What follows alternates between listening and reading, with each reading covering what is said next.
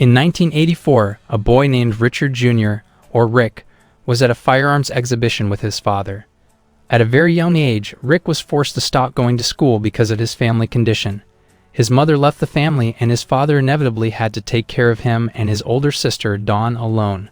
Rick was very close to his father, Richard Wershey. At this exhibition, he and his father, who was a weapons seller, bought 2 AK-47 rifles made in Egypt and a pistol for $1,500. At that time, Detroit was known as a city full of violence and drugs. However, Richard remained optimistic and said that this city would get better. He would work hard and do whatever it took to make a living. And when he had enough money, he wanted to set up a DVD rental shop to support his family without the need to buy and sell weapons, let alone deal with drugs. When they got home, Richard saw Dawn's boyfriend's car parked in front of the yard. He was annoyed because the man had been a bad influence on his daughter, so he immediately took the newly bought AK-47 and chased the man away. He also scolded Dawn. Upon hearing this, Dawn shouted at him and said that he was the worst father in the world. After that, Richard went to the basement to make a silencer for rifles. He then told Rick that the silencer could double the gun's price. That night, Rick, who had been sleeping, was woken up by Dawn. Apparently, she wanted to run away with her boyfriend. Before she left, she gave Rick a telephone number so that he could contact her if he needed help. In fact, Rick didn't want her to leave and had persuaded her not to go, but Dawn was in love with his boyfriend, so all of Rick's words were completely ignored.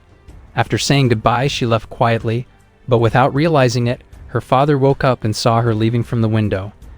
The next day, Rick went to sell his father's weapons to some gangsters, and at the same time, 2 FBI agents named Snyder and Bird were scouting the place. Rick immediately offered his gun to the leader, Johnny and Leo. At first, they were a bit wary of Rick's presence because he was white, and in the 80s, most white people were very racist.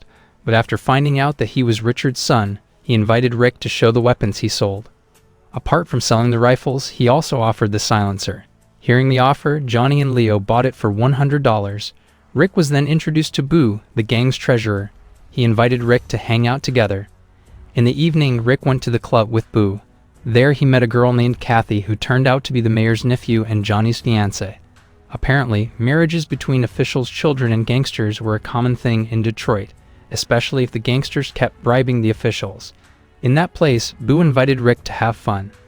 In the morning, Bird and Snyder came to Richard's house to get information about their target, Johnny and Leo, but Richard refused to give the information and said that he didn't know anything about them. Didn't get a satisfactory answer, the 2 agents called Rick and immediately interrogated him. He then showed the photos of some people including Johnny, but Rick didn't want to tell the truth, so in the end, Richard kicked the agents out. Days passed. Rick, who had been hanging out with Boo and his friends, had grown into a criminal. He even dared to use a weapon, even though he only used it to kill rats. That night, Rick found a doll in a pile of trash, but because it was still in good condition, he took it with him and intended to give it to Dawn as a gift. On his way home, he was approached by Bird and Snyder, who suddenly told him to get into the car. In the car was also another agent. They asked Rick to become their informant because he was close to Johnny's gang. At first, Rick refused, but he knew that if he refused, the FBI would definitely arrest his father. After accepting the job, Rick was taken to buy some drugs and would be paid for that. The FBI would then later use the drugs as evidence of the crime to arrest Johnny. After returning home, Rick kept the money in a shoebox so that his father wouldn't find out. The next day, Johnny took Rick to look for a suit to wear at his wedding.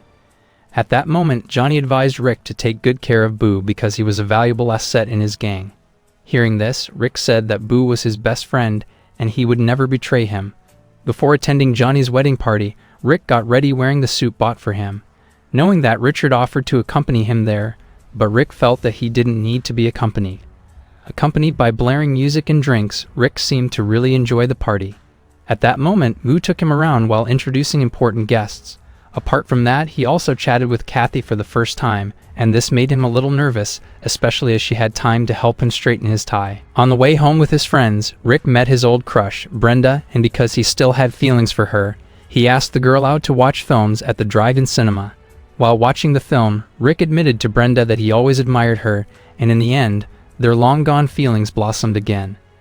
The next day, Rick met again with the FBI agents. They told him to sell the drugs so he could get closer to the dealers, including Johnny, and as usual, the FBI would reward him with the risk. Rick immediately accepted. While getting to know the drug cook, Rick also dug up information secretly. After the drugs were ready, they immediately sold them on the streets. A few months later, Richard was selling firearms to a woman who needed something to protect herself. During negotiations, he saw Rick in a car with FBI agents. He immediately went home and immediately went into Rick's room. He then searched the room very carefully, and in the end, found a shoebox full of money. After that, he waited for Rick to come home in front of the house with the shoebox on his lap. When Rick came home, Richard immediately asked what his relationship was with the FBI agents, and because Rick didn't want to answer, Richard was forced to teach him a lesson. That night, Rick decided to meet his sister at a restaurant. Seeing Dawn's condition getting worse because of her addiction to drugs made him devastated. He asked her to come home and said that he really missed her, but Dawn refused, especially if she had to meet her father. In the middle of the conversation, Rick saw someone stole his car. He immediately came out and tried to stop him. Unfortunately, Dawn fired her gun and the local police heard it. As a result, they were both arrested. Luckily, the FBI agents came and let them go. Even though they were charged with attempted murder and possession of a weapon, the agents ensured that all the charges would be dropped so that they didn't need to be afraid of going to prison. When Rick returned from the police station, he was scolded by his grandfather because it turned out that the stolen car belonged to him. The grandfather told him to be more careful. He had time to discuss Dawn, who hadn't come home. He felt guilty towards her but didn't know how to fix the situation. That night, Rick went to Johnny's headquarters to hang out. As soon as he arrived, Johnny warned him not to get Boo into his drug business because if caught by the police, his punishment would be much more severe because the American police were still very racist towards black people and they often gave unreasonable punishments. After that, Johnny and Leo visited someone who owed them money and had been in arrears for months. The guy said that he couldn't pay yet, but he promised to pay them in Las Vegas. He even promised to buy Johnny tickets to watch boxing later. Short story, Rick was invited by Johnny to come with him to Las Vegas, where he partied and gambled while enjoying the luxuries he had never felt before. But when he was going to watch a boxing match, their tickets were snatched by a group of gangsters. Johnny didn't want to fight and beat them all, so he tried not to control himself. To entertain himself, Johnny invited Rick to attend a party held by his business partner. Rick took advantage of this moment to get to know Johnny's colleague. In the middle of the party, Johnny met the gangster who had stolen his ticket again, and this time he really couldn't control his anger because the guy kept insulting him for no reason, so he took a glass bottle and hit him in the head with it. On the same night, the guy who owed Johnny money left his two nephews at home. After he left, a group of people came to his house and immediately massacred everyone inside. The next day, the incident was broadcast nationally. It turned out that one of the nephews was killed in the incident. Seeing this tragic news, Rick began to realize that the criminal world was a circle that could harm innocent people. Worried and afraid, Rick immediately looked for a gun in his father's basement just in case, because sooner or later, he would definitely face great danger too. Seeing that, Richard advised his son to stay away from the criminal world and return to school, but Rick had plunged into the dark world and couldn't possibly return. Richard was a little angry, especially after seeing his son wearing a Jewish necklace. He thought that his son had changed religions, but as a father, he couldn't force choices on his children, and in the end, he chose to let him do what he wanted. Rick visited Johnny's headquarters. At that moment, Johnny looked very angry and panicked because last night's shooting might cause the police to blame black people, even though not proven guilty. After all, the debtor did have a relationship with Johnny, so that the police wouldn't target them. Johnny told all his subordinates to keep their mouths shut and not carry out illegal activities. Since then, Rick had avoided the FBI agents and Johnny's gang. He felt a dilemma between defending Johnny and his gang or being on the FBI's side. Meanwhile, Richard decided to throw away his weapons so that the police would not suspect him, knowing there's a chance that the killer might have bought a weapon from him. Soon after, Rick came to him with pancakes made by his grandfather. With a faint smile on his face, Rick told his father that he wanted to go back to school. Hearing this, Richard felt relieved. A few moments later, one of Johnny's men visited Rick's house, and as a good host, Rick got him a drink, but Johnny's men apologized and suddenly shot him in the stomach. Fortunately, Rick was saved in the hospital. Richard looked very worried and kept swearing that he would kill the shooter without mercy. Other than Richard, FBI agents also came to guard the room so that suspicious people would not come in. They also told Richard that the main suspect was Johnny's men. Not long after, Dawn came to the hospital in a hurry and couldn't hide her worries. When the FBI agents were focused on looking after Rick, Richard was determined to finish off the person who dared to shoot Rick. He waited for Johnny's men, but for some reason, when they showed up, Richard's hands suddenly trembled and his eyes were teary. In the end, he failed to take his revenge. Long story short, Rick finally woke up after the surgery. Dawn felt worried about him, whose life was surrounded by dangerous people even though he was still very young. In the morning, Snyder came to visit. She calmed Rick down by saying that he and other FBI agents would arrest Johnny and his entire gang, including the person who shot him. But he asked Rick not to leak information about the arrest so that he and his family would be safe from the threats.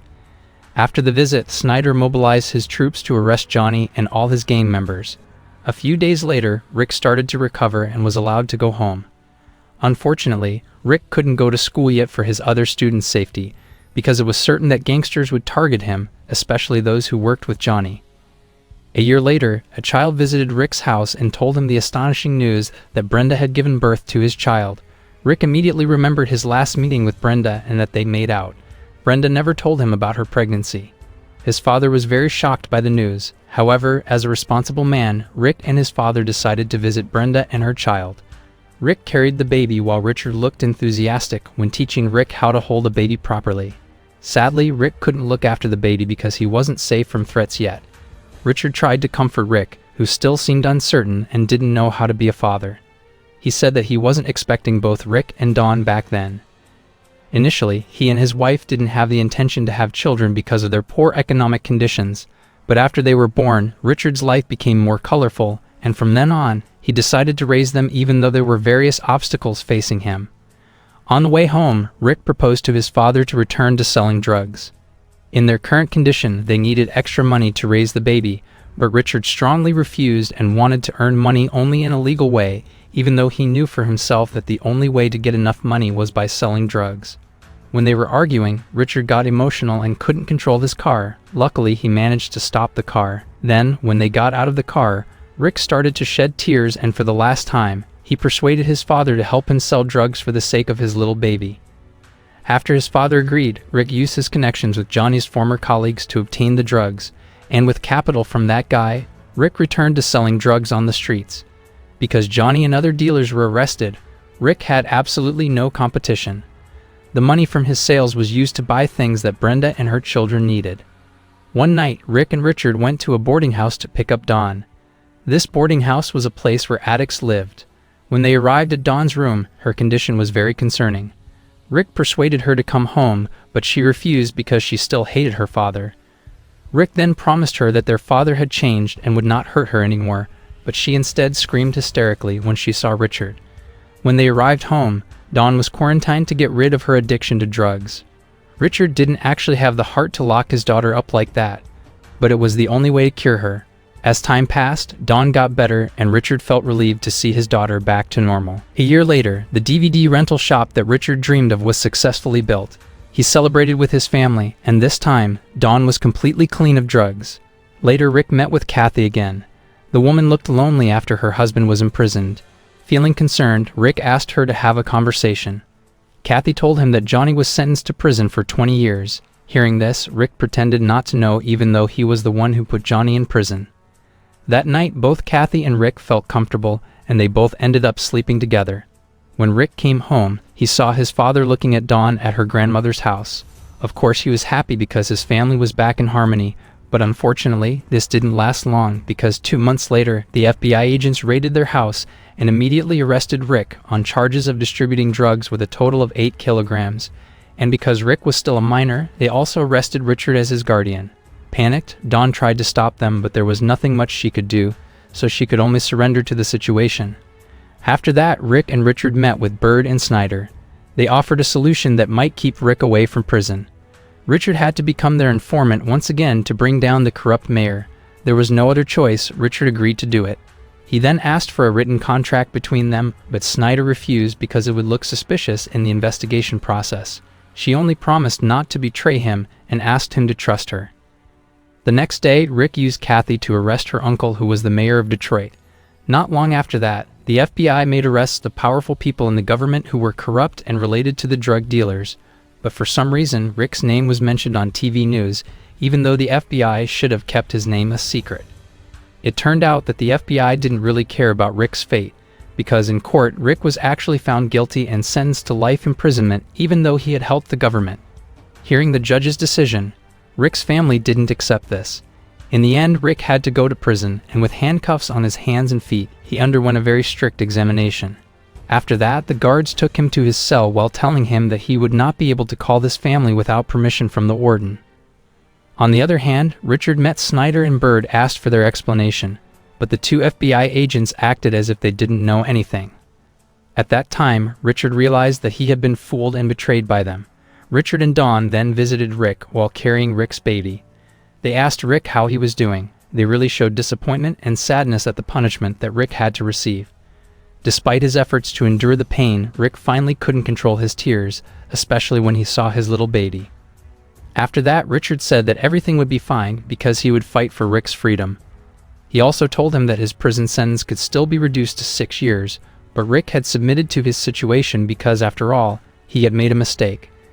Since that meeting, Richard died in 2014 while Rick served 27 years in prison and was released on parole in 2017. It was reported that while he was in prison, there were several murder attempts targeting him. Even in 2016, there was an ex-hitman who said that an official had hired him to kill Rick, but he survived and lived well.